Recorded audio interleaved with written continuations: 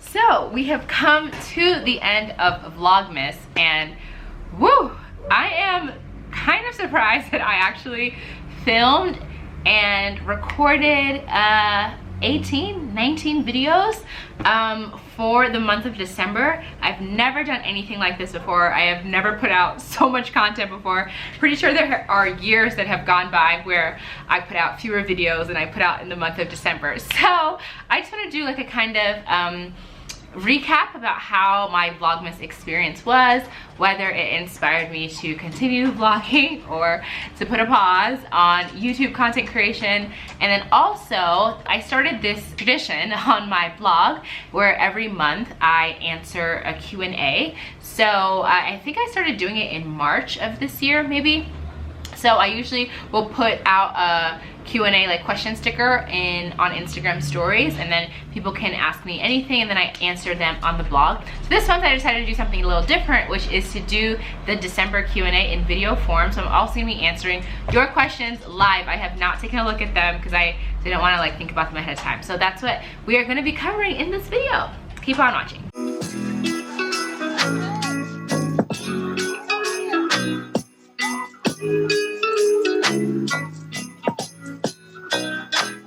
I got this little reindeer headband from Miniso. I think it's so freaking adorable, and I'm wearing my like red earrings. That's the Christmas spirit that I have going on. My son's birthday is tomorrow. Wow. So I do have a couple of things that I still need to do before his party, so I'm like trying to quickly rush and finish this video before we get to go live. I think today, tomorrow, I'm not really sure when this video is gonna go live, but let me do the Q&A first, and then I will end with my reflections on the Vlogmas experience because I do have some thoughts. All right, so I'm pulling up the Q&A on Instagram. All right, so here are some questions. First question, are you selling your old shoe rack and can I buy it? So this person's referring to, if you watched my entryway makeover, where I got a new shoe cabinet that I custom designed with Tira Studio that you can buy. I think they're asking about what I'm doing with my old shoe rack.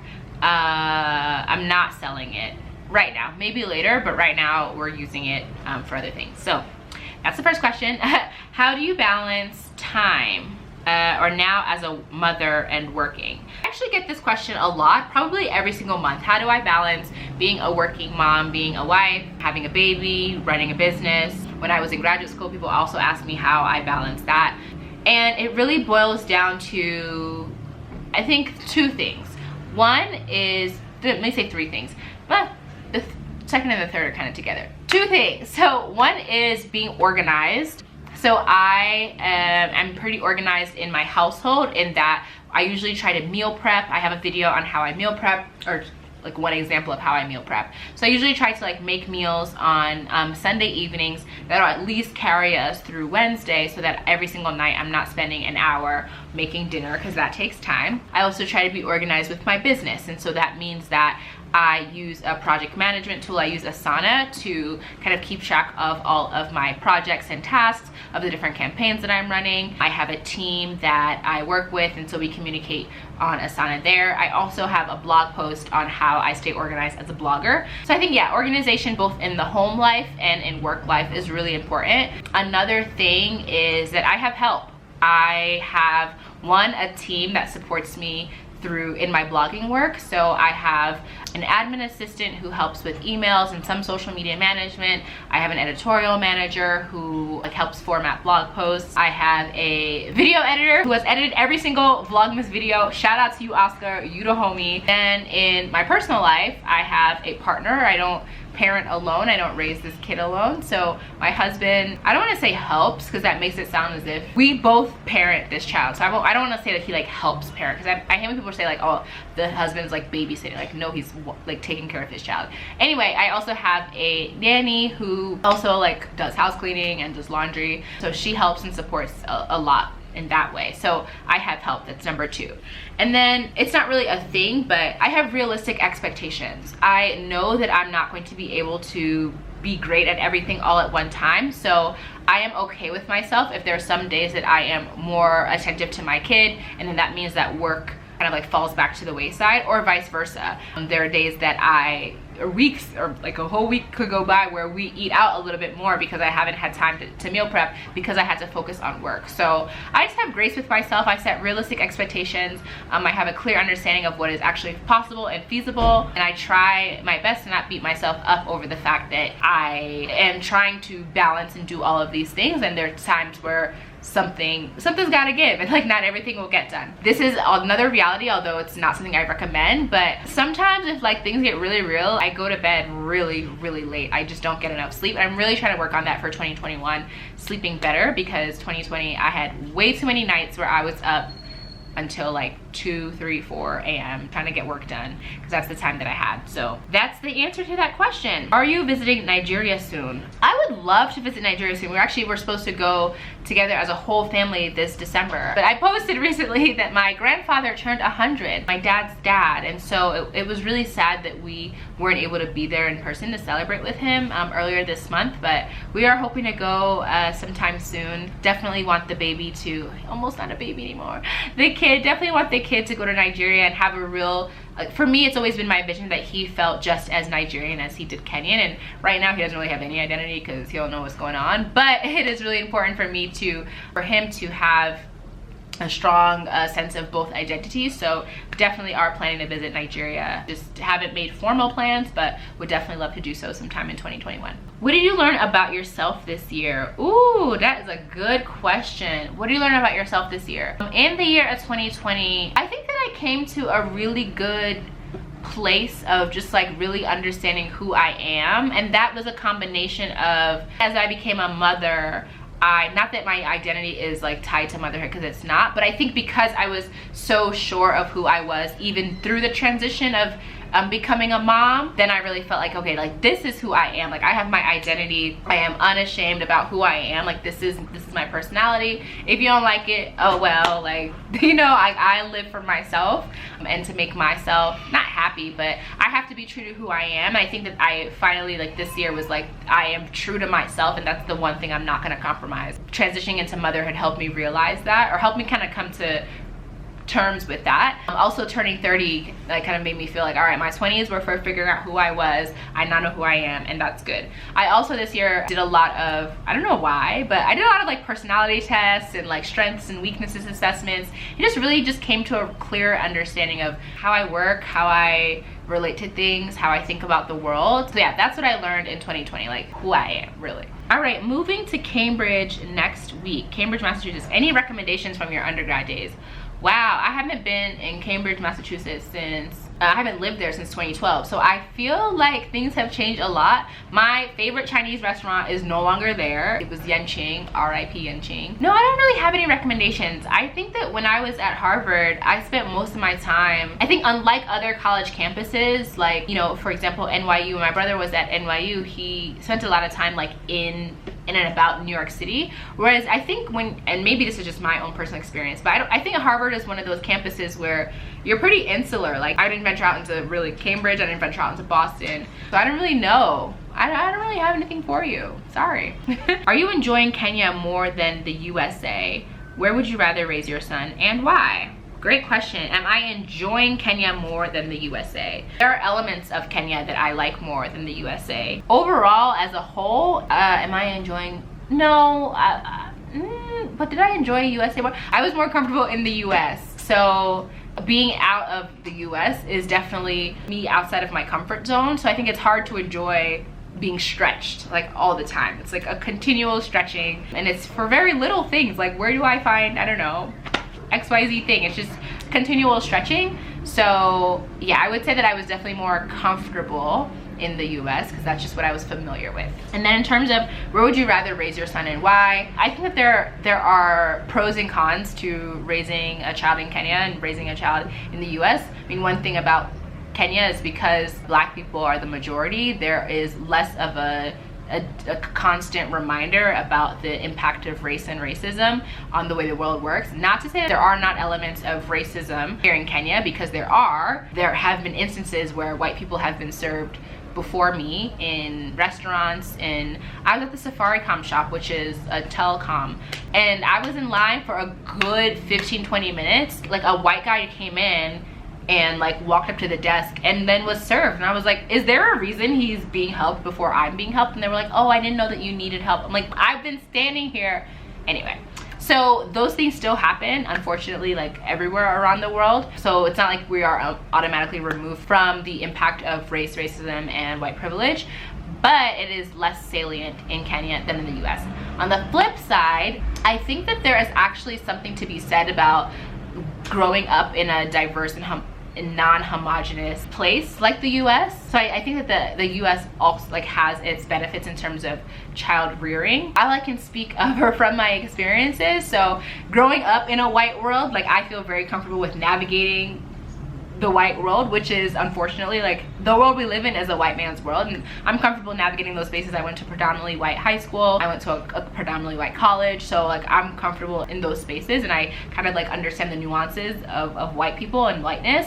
Whereas I think maybe if you didn't grow up around a lot of white people, maybe you wouldn't know how to do that. I don't know. So there are pros and cons to each. Right now, Kenya is the right place for us. It wouldn't matter where we were anyway, because the kid does not interact with anybody because he doesn't leave the house that much. So the world we're living in right now, it doesn't really matter where he's being raised. So there's that. My partner and I are planning to move back to Kenya from Vancouver next year, and I'm anxious about selling or giving away some of our possessions, like our furniture and car. I mean, if you can't fit it on a container, then you gotta give it up. We brought a lot of things from the US, and I'm really happy that we did, because you know, things are just expensive. Yeah, things that I like are expensive in Kenya. So yeah, it was definitely cheaper to ship in the items that we already had. I wouldn't say like buy new things and then ship them in, but if you already own a bed, if you already own a couch, if you already own these things, like definitely it's probably cheaper to ship in a bunch of stuff than it is to buy stuff new. In terms of anxiety, I can't help you with that. You can't take it with you on the plane, so you either bring it or you leave it. So what companies and items did you ship from the US when you moved to Kenya? I should have read that question first. So I have a video called, I don't remember what the title of the video is, but it was essentially about shipping our products to Kenya, or not products, our furniture to Kenya, and what we decided to ship and the moving company that we used. So I will link that video in the description box. All right, how are you spending Christmas this year, and what did you do last year? I'm gonna start with last year. Christmas last year, I was in the hospital. I was so mad. So I gave birth on the 24th, and then the 25th I was like, guys, like I'm fine, the kid is eating, we're sleeping, I'm not like overly bleeding, let me please go home. I don't want to spend Christmas in the hospital. The nurse was like, but that's not really a Kenyan accent, never mind. I can't really do a Kenyan accent.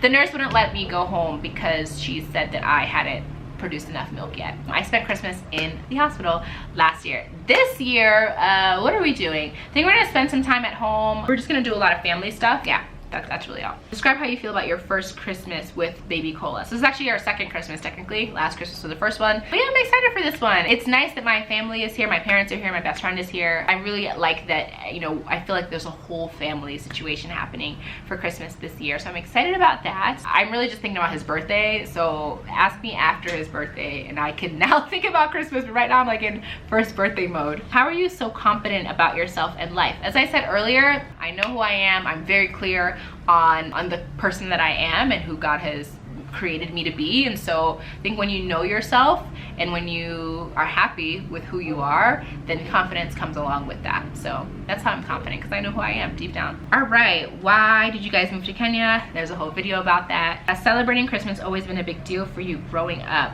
I think holidays have always been a big deal in general. Holidays were always a time where my family spent together, even when we kind of like grew to the point where we had like left the house. We often spent Christmas together as a family, so holidays were always really important. Which neighborhoods would you recommend to Airbnb for a first-time visit to Kenya? I would recommend Westlands, Kilimani, Kileleshwa, Lavington. Those are the neighborhoods that I would personally recommend. I think Karen has a lot of nice Airbnbs, but I don't think there's enough to do in Karen to like stay in Karen. But actually no, let's throw Karen in there too. Why should I look into doing research? I don't know. I have no idea why you should look into doing research. All right, next question is, what body shape are you and do you dress accordingly? So I think I'm somewhere between, if we're using shapes, rectangle and a triangle. If you're using fruits, then between banana and a pear. So I'm pretty straight up and down with like slight hips, really depending on the day. Do I adjust accordingly to my body shape?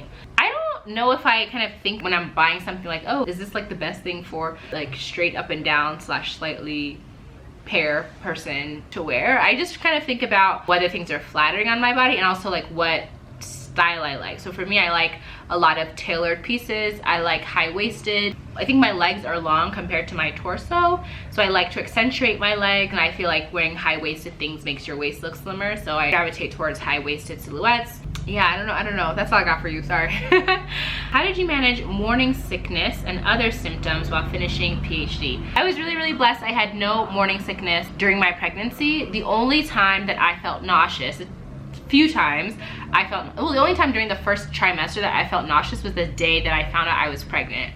I think I've told this story before. So I was going to the gym, I was going to go work out, and I like just couldn't get myself together in the morning, and then I was running late, so instead of taking the train I took an Uber, and then I just got there. I was like, yo, I gotta go home, like I'm just not feeling well.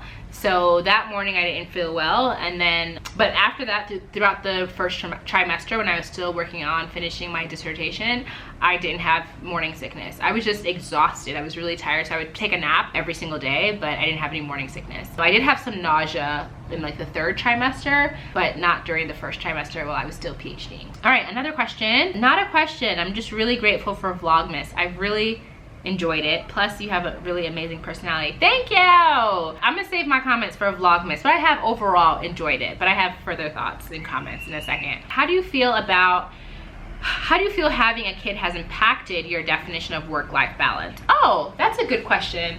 So before I was balancing working, being in school, and being a wife, which I mean, being a wife is really just, not just, but I think that the biggest difference between being a wife and work-life balance and not being a wife is that I have to consider someone else's thoughts, goals, dreams, time in my everyday life and in my like longer term plans.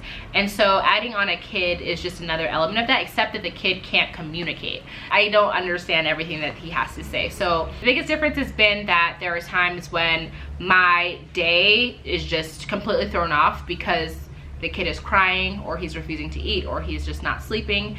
And so I said this earlier, but I just have to have more grace with myself and be more flexible and know that today is just now a kid day. It's just now a day where I'm focusing on my kid if he needs me, whereas that kind of unexpected interrupted day didn't happen before I had a kid. So that's kind of like the only way that I think having a kid has changed my work-life balance. I do feel like there are more days where I am like, okay, I'm not doing anything today because my focus is going to be on my child. Now that also means that I try as much as possible to front load my tasks, like do things as much as possible in the morning, because the likelihood of something happening, crankiness happens usually around nap time, which is in the afternoon. So if the day is going to go off, it's going to go off around nap time. So I try to do as much as possible in the morning, and then I definitely take advantage of when he's asleep. So I just do a little bit more time management, and then have more grace with myself in the event that I'm not able to do what I thought I was gonna do that day. All right, hey Ijeoma, did you ever get a quarter-life crisis? If yes, how did you get out of the funk? So quarter-life crisis is like 25. I mean, when I was 25, what was I doing? I was partway through graduate school. I was in a relationship. I don't think I had a quarter-life crisis. I think that my two crises that I can think of during my 20s was, you know, my early 20s identity crisis that I talked about in the video about why I go by Ijeoma and not by any other thing. The importance of my name. That was a big moment for me, and really, like, that was also like a defying my parents moment for me. So that was like one crisis. And then, I mean, I think I sort of had like a mini, oh my gosh, I'm getting married and my life is no longer my own, kind of like mini crisis, like before I got married. But I don't think that I had a quarter life crisis. I was in school for the majority of my 20s, and so I think I always had something to do. And so I think sometimes people have quarter life crises because, like, after you graduate college, or like, and you've worked a job for 2-3 years, you're like, am I supposed to be doing this, and wouldn't know what am I doing with my life. And although I felt that way, I still had several more years of school to do. I still had something that was time bound, that was, you know, providing me with like a clear path. So yeah, that's all I got for you there. Okay, last question. It's your baby's first birthday. What's your #1 piece of advice from your learnings in 1 year? Wow, man. #1 piece of advice that I've learned in the past 1 year. Everyone parents differently, and you got to figure out what's best for you. So before we had a baby, I am a reader, so I read a couple of books about child rearing. I read a whole bunch of like websites on, you know, how to put your baby to sleep, and you know, cry it out method versus this method, and how, you know, when you should feed your baby and how you should feed your baby. And at the end of the day, it really just boils down to what works best for you and your family. So there are ways that I parent that are different from how my sister-in-law parents, how my cousins parent, how I'm sure I was raised, how my friends raise their kids. So at the end of the day, like, you can read as much as you want, you can ask people as much advice as you want, but you have to decide what is best for you, your child, and your family. So that's definitely what I've learned in the first year. Another thing is to just trust, I don't want to say trust your instincts, but trust God that He gave you something that He knew that you would be able to manage. I was definitely overwhelmed a couple times early on in my motherhood journey, and I had to remind myself that I prayed for this, I asked for this, and God gave it to me. So He will also equip me with everything I need to take care of this child. Emotionally, physically, financially, He'll make it happen. So those are my, although you said 1 piece of advice, sorry girl, but I'm gonna give you 2. Those are my 2 pieces of advice for my 1 year motherhood anniversary that's coming up tomorrow. Woo, that is the end of December Q&As, and now let me talk a little bit more about Vlogmas and how I felt about Vlogmas. So first of all, if you have made it through all of my Vlogmas videos, even if you've just watched this one, thank you so much for tuning in. Sorry, I just like licked my lips as I was saying thank you. Thank you so much for tuning in. I pushed myself, I really stretched myself to do this Vlogmas series. I had never done anything like this before. I had never actually even gone a year, I think, putting out a video every single week consistently. So this was huge stretch for me to put out a video every single day, except for the weekend. So it was a lot. It was a whole lot. I think that I reached my, like, oh my God, why am I still doing this point? Like middle of last week, I got tired the middle of last week. You know, one thing that helped is I did a rough sketch of what every video would be, you know, at the start. So that definitely helped me.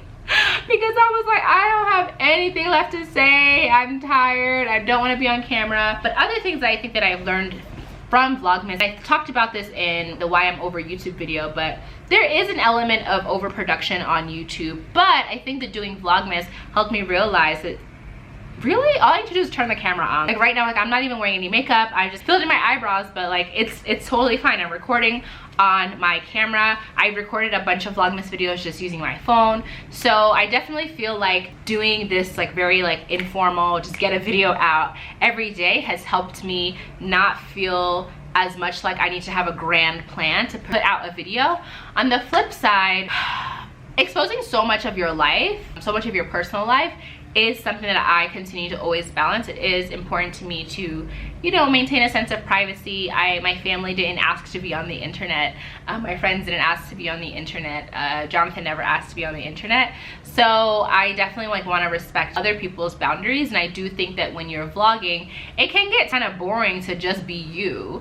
And someone had given feedback in a comment at some point early on that was like, oh, we want to see more of you out and about. And the real fact of the matter is, like, y'all, I promise on an average week, I probably leave the house once, if that. And that's probably just to go to my mother-in-law's house. Like, I don't really do a lot of interesting things right now. I'm focused on building businesses. I am focused on my child. I'm focused on trying to stay safe and healthy in a pandemic. So I don't like have an exciting life to vlog about. So yeah, that kind of makes me feel like I don't really like have to vlog. Like there isn't that much for me to like talk about because I'm literally in front of my computer 95% of the time just typing away. But yeah, I guess that people are curious. People want to see what my life is like, I guess, or what life can be like, whether that's life in Kenya from an outsider's perspective or life in Kenya from the perspective of someone or for someone who's interested in moving to Kenya or whatnot. But I don't feel like I live an interesting enough life to pick up the camera. For sure, not every day. Now, I feel like I threatened to quit YouTube.